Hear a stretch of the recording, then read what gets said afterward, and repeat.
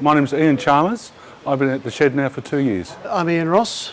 I'm now the Secretary of the Canning Community Men's Shed, and I've been a member since about 9 or 10 years now. The Canning Community Men's Shed is the second oldest shed in Western Australia. The first one is the Fremantle Men's Shed, and then we formed in 2008. The primary purpose of the men's shed is fellowship and companionship and just be able to talk amongst ourselves. Women will talk to women and they'll chat about their problems and their issues and all the rest of it.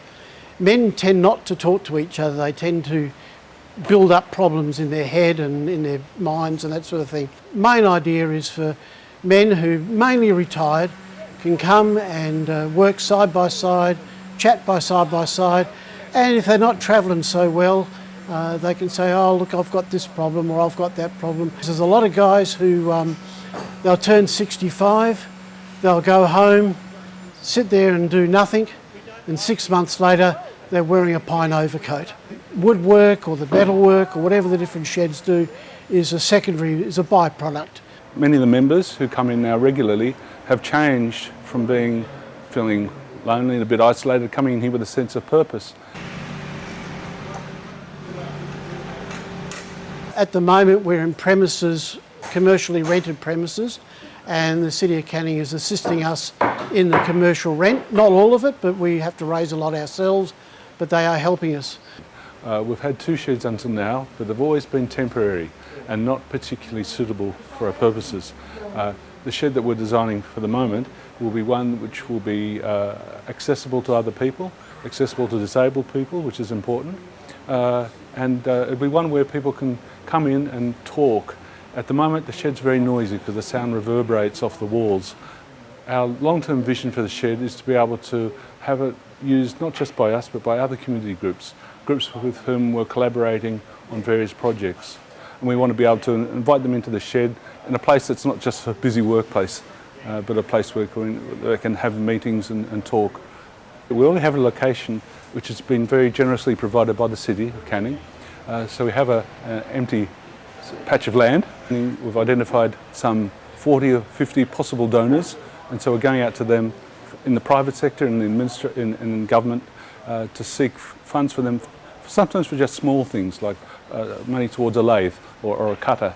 If we're successful in winning the grant, the bulk of the money would come through Lottery West, but it's going to stimulate a whole lot of other activities and hopefully donations from local community and the local administration.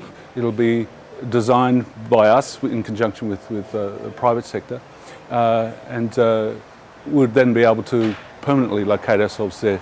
Our nickname is it's the Forever Shed. And once we build the Forever Shed, we'll expand the services that we offer here. We look to not only just do woodwork, but also do computer group, arts group, a metalwork shop, and a garden as well, a veggie garden, because a lot of our members live in retirement villages now. They haven't got a veggie garden or anything to potter around in, and so that's one of the avenues that we hope to have.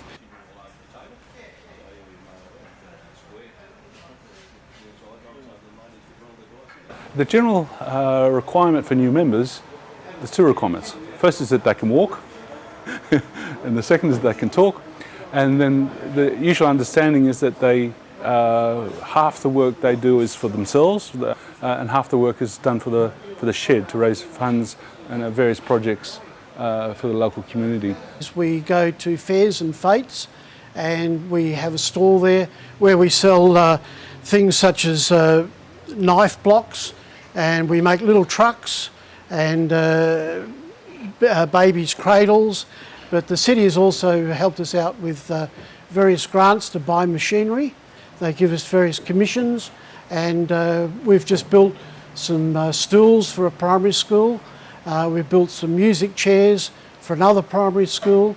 We just built a buddy bench. If a child is feeling lonely, feeling bullied or anything else, they can go and sit on that buddy bench, and then a teacher or an older student will come along and buddy up to them and talk to them and help them out.